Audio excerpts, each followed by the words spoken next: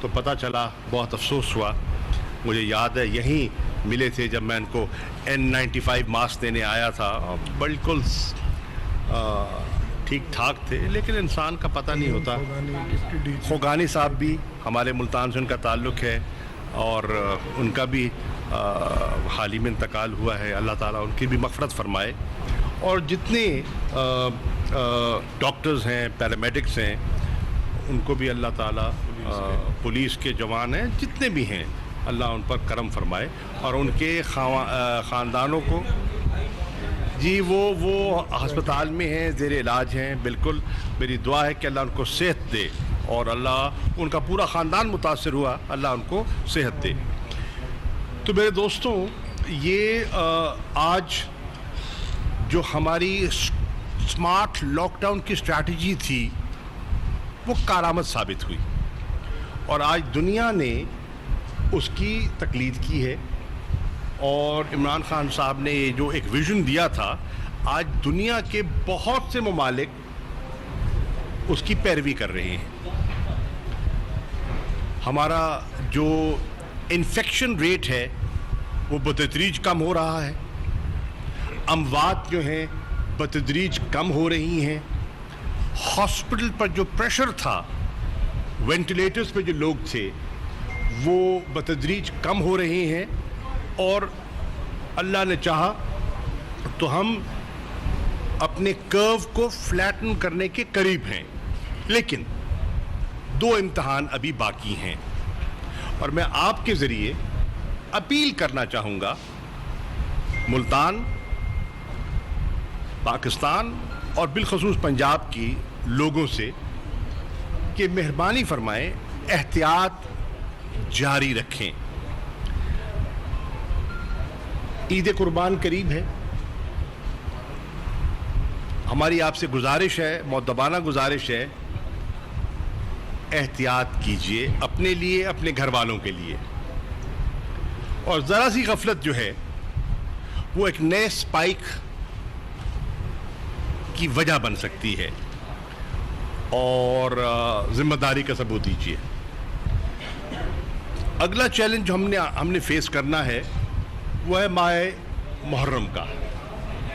محرم میں عزاداری ہوتی ہے، اور ملتان میں تو بڑی زوردار عزاداری کی محفلیں ہوتی ہیں.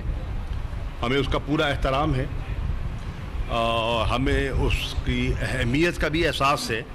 لیکن علماء سے، مشائخ سے، اور جتنے دینی اکابرین ہیں ان سے درخواست ہے کہ وہ SOPs کو بھی اور اپنے طبقے کو محفوظ کرنے کے لیے تعاون فرمائیں گے.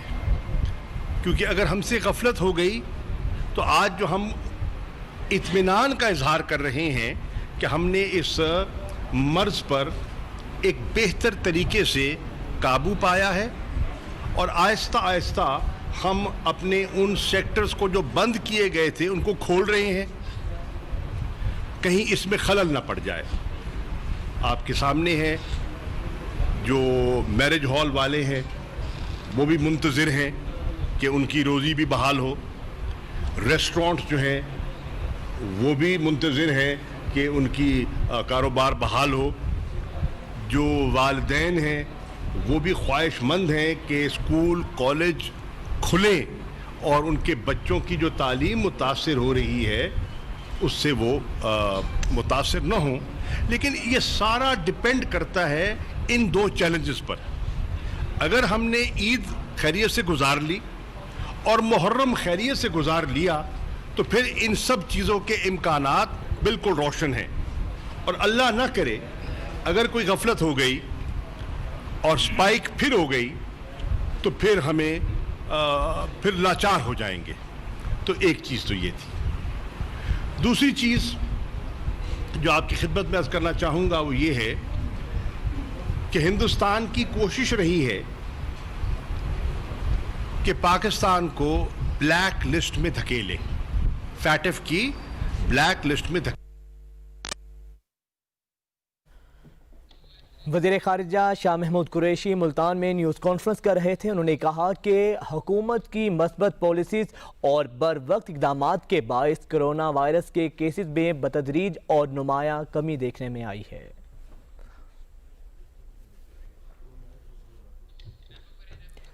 شاہ محمود قریشی نے کہا کہ اللہ کا لاکھ لاکھ شکر ہے کہ اس نے کرم فرمایا ہے. انہوں نے کہا کہ جنہوں نے حوصلہ افزائی کی ان کا دل سے شکر گزار ہوں اور اللہ کا شکر ہے کرونا کے 12 لاکھ مریض نہیں اور نہ ہی 50,000 اموات ہوئی ہیں.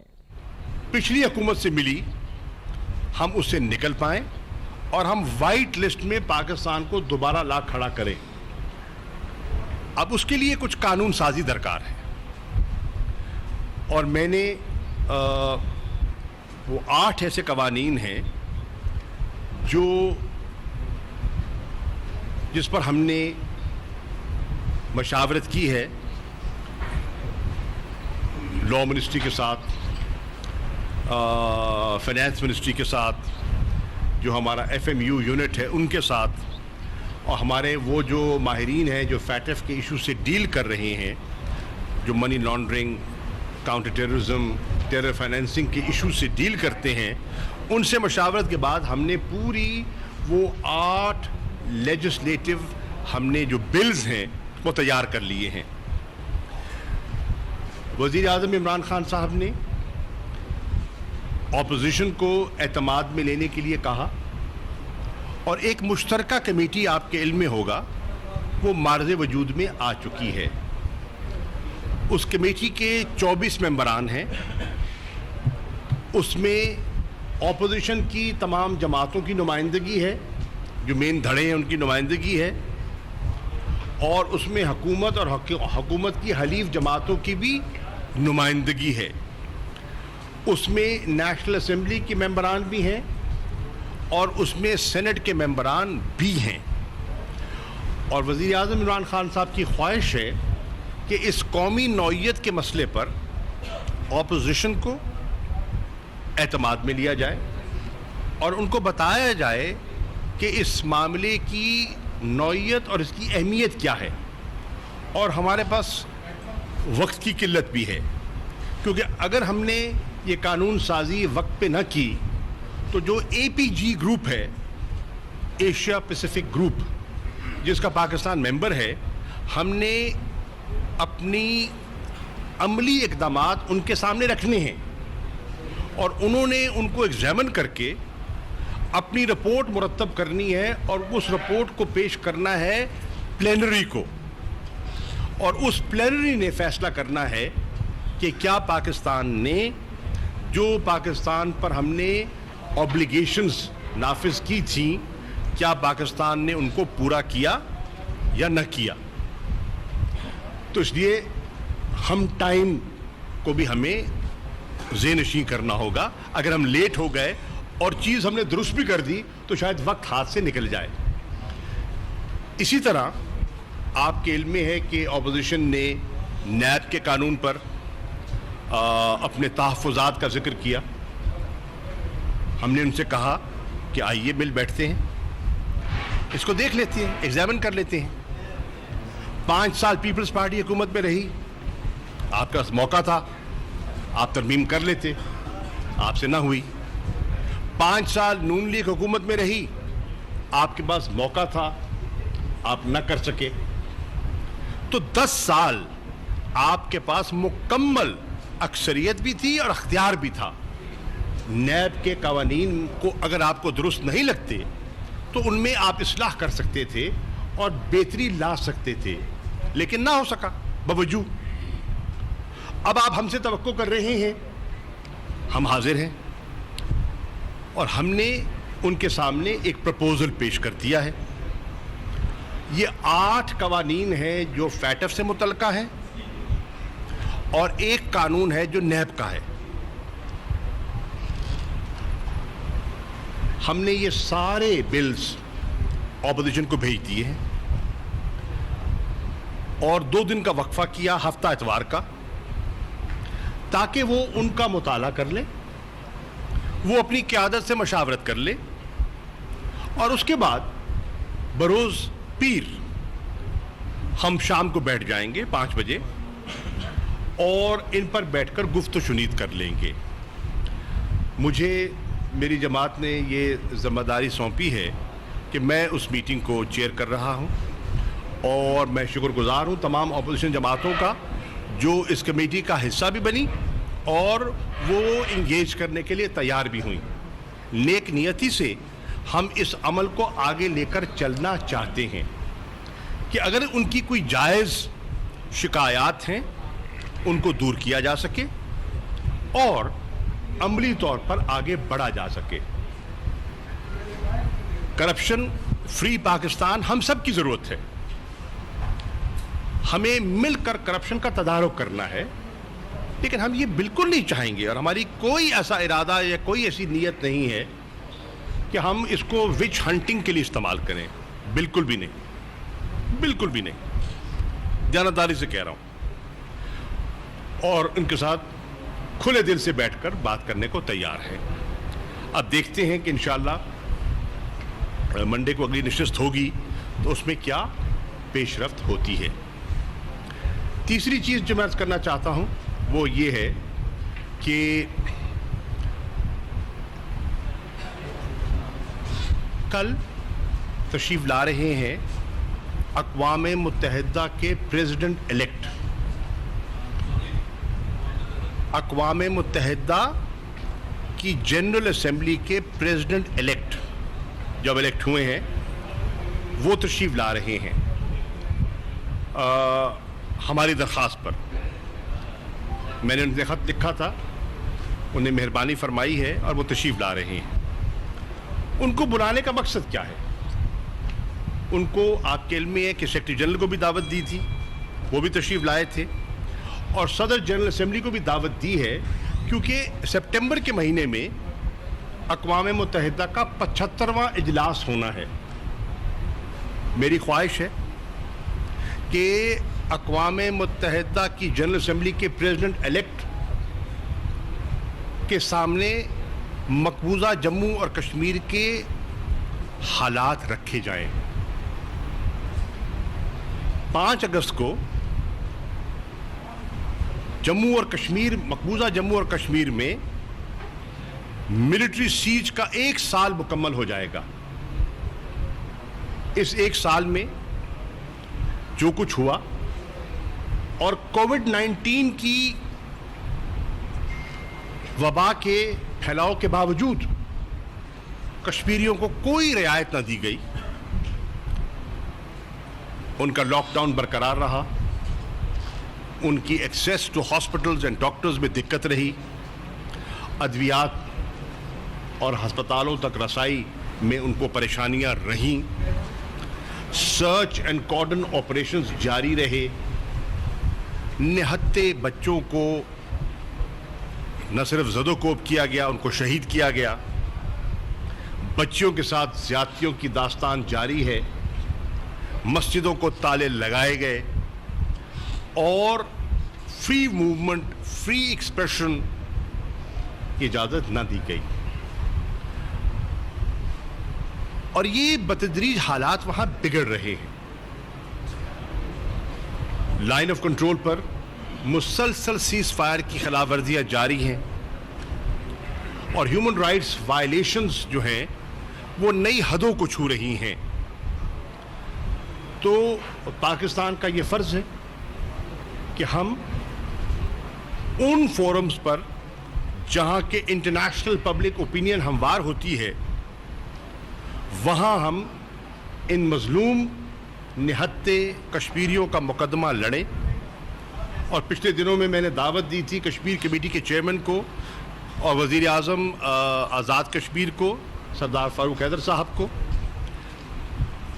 اور جتنی کشمیر کمیٹی کے ممبران ہیں تاکہ مل بیٹھ کر ہم آپس میں تبادلہ خیال کر سکیں کہ وے فارورڈ کیا ہے. پچھلے دنوں میں میری ایک نشست ہوئی جس میں آزاد کشمیر کی موجودہ قیادت، صدر، وزیر اعظم اور دیگر سیاسی جماعتوں کے اکابرین جس میں پیپلز پارٹی ہے، نون لیگ ہے، مسلم کانفرنس ہے، پی ٹی آئی ہے، ان کے سربراہان بھی اس میں موجود تھے. ان سے بھی صورتحال پر ان کا انپٹ بھی لیا اور جو اقدامات ہم کر رہے ہیں اور کرنے چلے ہیں انہیں ان پر اعتماد میں بھی لیا. تو منڈے کو انشاءاللہ شام کو اپوزیشن سے اور صبح کو اقوام متحدہ کے پریزیڈنٹ الیکٹ سے ملاقات ہوگی اور ان دونوں اہم ایشوز پر تبادلہ خیال ہوگا. آخری بات جو کرنا چاہتا ہوں وہ یہ ہے کہ الحمدللہ میں کچھ شکر گزار ہوں وزیر اعظم عمران خان صاحب کا, وزیر اعلیٰ پنجاب کا, کہ ہمارا جو درینہ مطالبہ تھا اس کی طرف پیش رفت ہوئی. اب دیکھیے نکتہ چینی تو بہت آسان ہے, کی جاتی ہے کی جاتی رہے گی, اس سے فرق نہیں پڑتا, بالکل ہماری صحت پہ کوئی فرق نہیں پڑتا, کیونکہ ہمیں اعتماد ہے کہ ہم جو کر رہے ہیں نیک نیتی سے کر رہے ہیں اور سچائی کی بھی مبنی پہ کر رہے ہیں. یہ کوئی خواہش آج کی نہیں ہے. آپ 70 سے اٹھا کے دیکھ لیں اس خطے کی تاریخ کو, مرحوم تاج لنگاہ صاحب کی گفتگو سن لیں اور آگے تک چلتا رہا سلسلہ, تو یہ خواہش بہت لوگوں کی رہی لیکن اس پر پیش رفت نہ ہو سکی. مجھے یاد ہے کہ مرحومہ بینظیر بھٹو صاحبہ بھی اس پہ پیش رفت کرنا چاہتی تھی, نہ کر سکی خواہش کے باوجود. یوسف رضا گیلانی صاحب اس خطے کے ہیں, یقیناً ان کی نیت اچھی ہوگی, وزیر اعظم رہے ملک کے, خواہش تھی پیش رفت نہ ہو سکی. پیپلز پارٹی نیک خواہشات کے باوجود آگے نہ بڑھ سکی. مسلم لیگ نون اس ایشو پر اتنی قائل نہیں تھی, لیکن جب انہوں نے عوام کے جذبات کو دیکھا تو انہوں نے سیاسی مصلحت کو سامنے رکھتے ہوئے اس کی ظاہراً تو مخالفت نہیں کی, لیکن تفریق پیدا کرنے کی کوشش ضرور کی. اور یہ میں ملتان کے میڈیا کو بارہا کہتا رہا ہوں اور مدد طلب کرتا رہا ہوں, لیکن یہاں بھی ہمارے کچھ دوست ہیں وہ اس بات کی نزاکت کو اور گہرائی کو یا تو سمجھتے نہیں ہیں یا سرخیوں کی تلاش میں رہتے ہیں. بہرحال سرخیاں لگتی رہتی ہیں, کوئی فرق نہیں پڑتا, لگائیے, زور سے لگائیے. ہم اپنی کاوش اور جستجو پر گامزن رہیں گے کیونکہ یہ ضرورت ہے, اس خطے کی ضرورت ہے, میری اور آپ کی ضرورت ہے, ہمارے بچوں کی آنے والی نسلوں کی ضرورت ہے.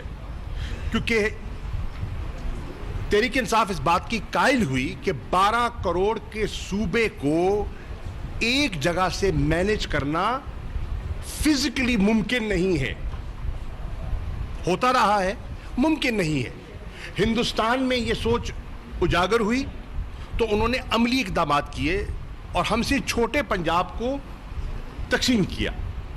آپ کے سامنے ہے, پنجاب بنا, ہریانہ ہوا, ہماچل پردیش ہوا. آپ کے علم میں ہے کہ جب اتنا شور مچا, وہاں کے کہاں ہو, دارالخلافہ کدھر ہو, تو سیاسی مشکلات کو سامنے رکھتے ہوئے انہوں نے دونوں صوبوں کا دارالخلافہ ایک جگہ پہ رکھ دیا. چندی گڑھ جو ہے وہ دونوں صوبوں کا دارالخلافہ ہے, وہاں گورنر پنجاب کا بھی بیٹھتا ہے اور ہریانہ کا بھی بیٹھتا ہے. چیف منسٹر ہاؤس وہاں 2 ہیں, گورنر ہاؤس 2 ہیں. عجیب بات ہے نا, سیکریٹریٹ 2 ہیں ایک شہر میں, صوبے 2 ہیں. کئی دفعہ یہ پولیٹیکل کمپلشنز کے تحت یہ چیزیں کی جاتی ہیں. میں آپ کو ہندوستان کی مثال دے رہا ہوں, لیکن ہم سمجھتے ہیں کہ ہم نے پہلے اس کی اہمیت کو عمران خان صاحب نے سمجھا, اور مجھے اس بات کا اعزاز ہے کہ میں نے ان کو ذہنی طور پر قائل کیا کہ اس کی ضرورت ہے, اور وہ اس بات کی گواہی دیں گے. اور جب وہ قائل ہوئے تو انہوں نے اس کو منشور کا حصہ بنایا. جب منشور کا حصہ بنایا تو ہم نے اس پر کیمپین کی, اور پھر مجھے انہیں اعزاز بخشا جب پارٹی کا مینیفیسٹو لانچ ہو رہا تھا میریٹ ہوٹل اسلام آباد میں, تو مجھ سے ہی انہوں نے اعلان کا مجھے اعزاز دیا. الحمدللہ اس کے بعد ہم آگے بڑھے, اور آگے بڑھنے کے بعد آپ بھی اکثر یہاں پریس کانفرنس سے سوال کرتے رہے کہ کب بنے گا سیکریٹریٹ, تو اللہ نے چاہا اس پہ پیش رفت ہوئی ہے. آپ کے علم میں ہونا چاہیے کہ پنجاب میں اور کئی زاویوں سے رکاوٹیں ہیں, تھیں, رہیں گی. اگر اتنا آسان ہوتا تو ہم سے پہلے ہو چکا ہوتا. آسان نہ تھا, نہ ہے, لیکن ہم اپنی جستجو جاری رکھے ہوئے ہیں, اور اللہ نے کیا کہ عمران خان صاحب کو, موجودہ تحریک انصاف کو اللہ نے یہ پیش رفت کا اعزاز بخشا. میں شکر گزار ہوں ان جتنے ممبران تشریف فرمائے ہیں قومی اسمبلی کے, صوبائی اسمبلی کے, پورے جنوبی پنجاب کے. میں تو اپنی پارٹی کے علاوہ اوروں سے بھی درخواست کروں گا کہ وہ بھی اس مسئلے پر ہم کلام ہو جائیں, ہم آواز بنیں, کیونکہ ان کے مفاد کی بات ہے. حکومتیں تو آتی جاتی رہتی ہیں, یہ ایک دیر پا چیز ہے, اس کا فائدہ پورے خطے کو ہوگا, آنے والی نسلوں کو ہوگا. تو اس پہ پیش رفت ہوئی, تعیناتیاں ہو گئیں. Chief secretary South Punjab, chief secretary IG South Punjab کی, جی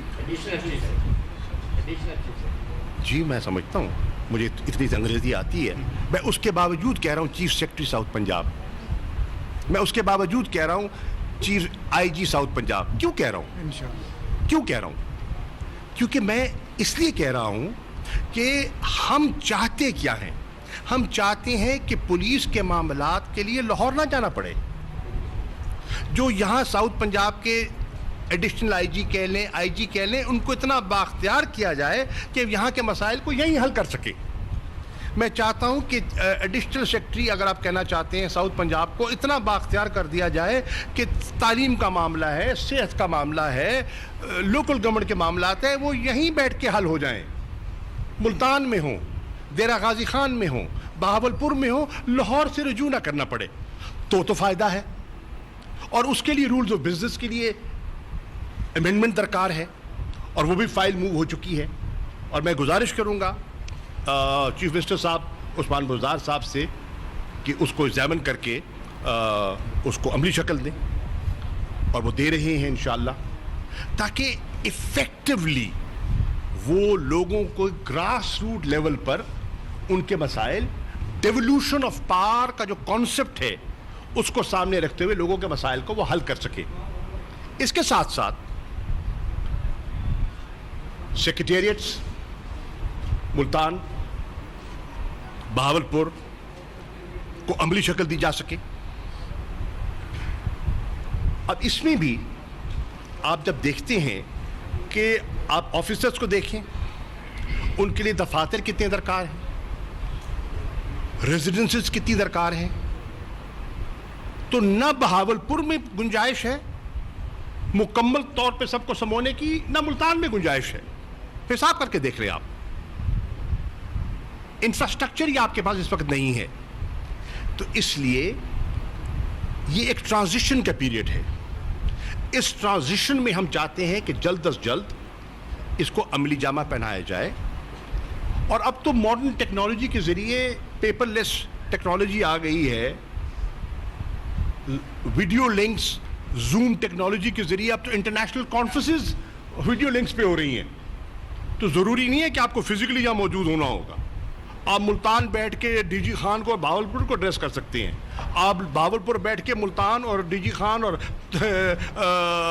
اچ اور بہاول نگر کے ایشوز کو انڈر کر سکتے ہیں, بیکاز ٹیکنالوجی اویلیبل آ گئی ہے.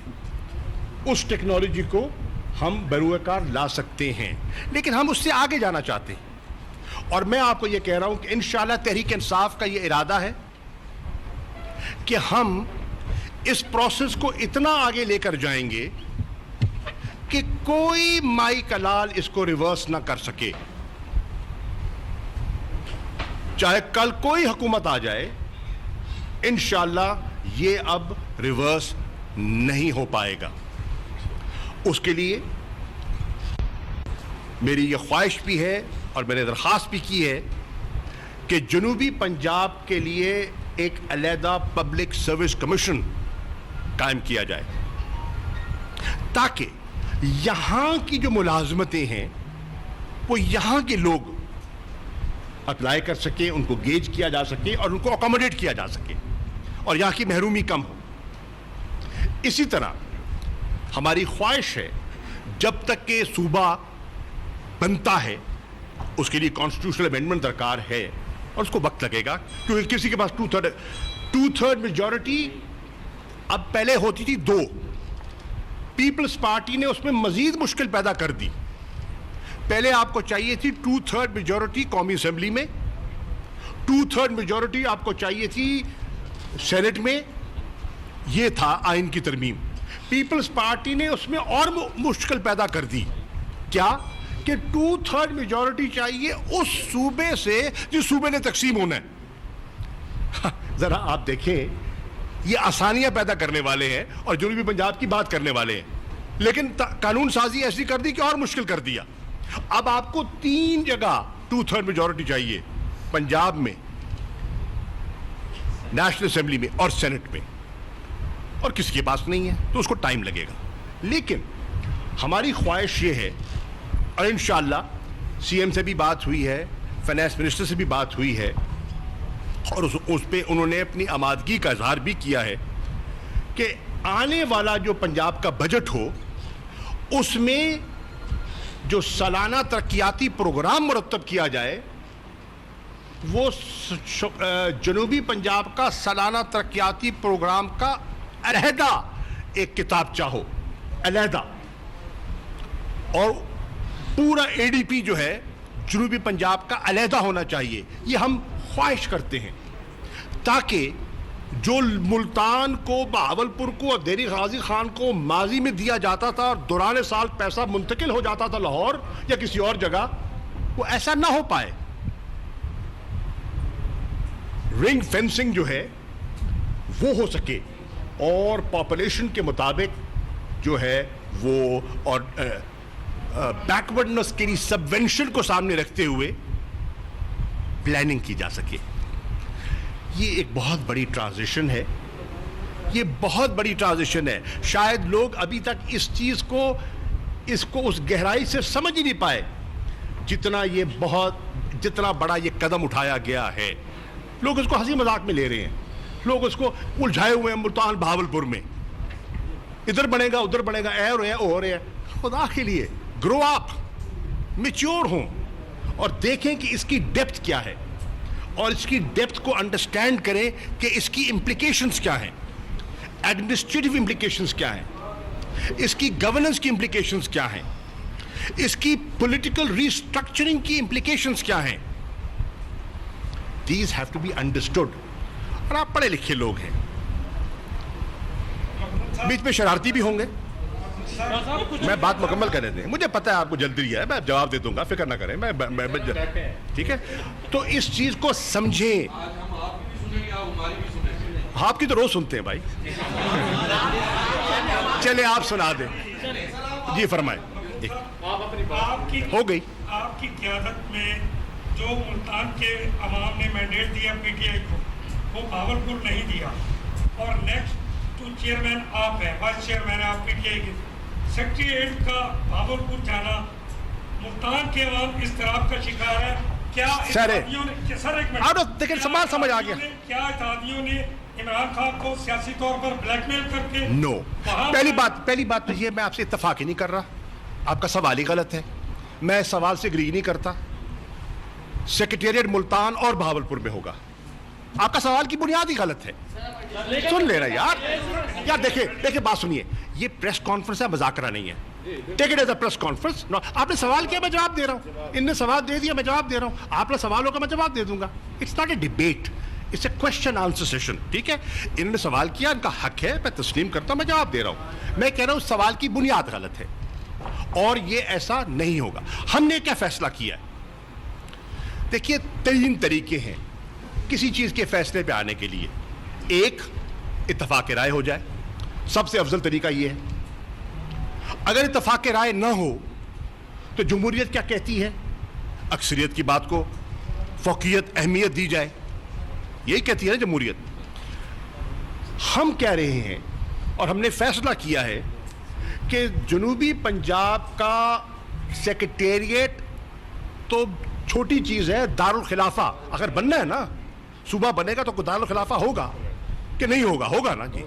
جیسے لاہور ہوگا پنجاب کا، تو جنوبی پنجاب کا جو دارالخلافہ ہے، یہ فیصلہ جو جنوبی پنجاب کی پہلی منتخب اسمبلی ہے جس کے پاس یہ مینڈیٹ ہوگا، یہ فیصلہ وہ کرے گی. یہ فیصلہ وہ کرے گی اور انشاءاللہ مجھے امید ہے کہ ہم اپنا موقف، اور یہ فیصلہ چند لوگ نہیں کریں گے، یہ پورا جنوبی پنجاب کا وسیب جو ہے اس میں انوالوڈ ہوگا اور انشاءاللہ اس کا مناسب فیصلہ ہوگا. اور مناسب سے میری مراد ہے میرٹ پہ، تاریخ اور ہر پہلو کو دیکھا جائے تو میری رائے میں ملتان کی اہمیت ہے اور اس اہمیت سے کوئی انکار کر نہیں سکتا. One at a time, one at a time.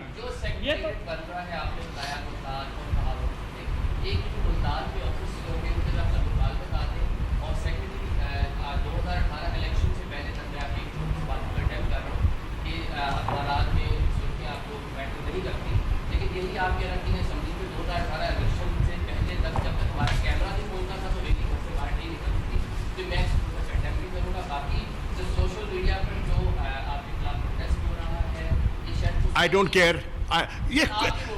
یار مجھے پتہ ہے یار، ووٹر کو میرا الیکشن میں خود لڑوں گا، آپ نے نہیں لڑنا میرا. فکر نہ کریں، آپ فکر نہ کریں، آپ فکر نہ کریں.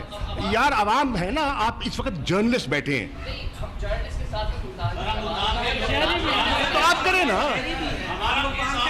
تو ایک سیکنڈ تو بھائی جان نیاز صاحب، آپ کا کیس، آپ کے کیس سے میں متفق ہوں. آپ کا میرا ایک کیس ہے، ایشو کوئی نہیں ہے. میں آپ سے اگری کر رہا ہوں نا بھائی.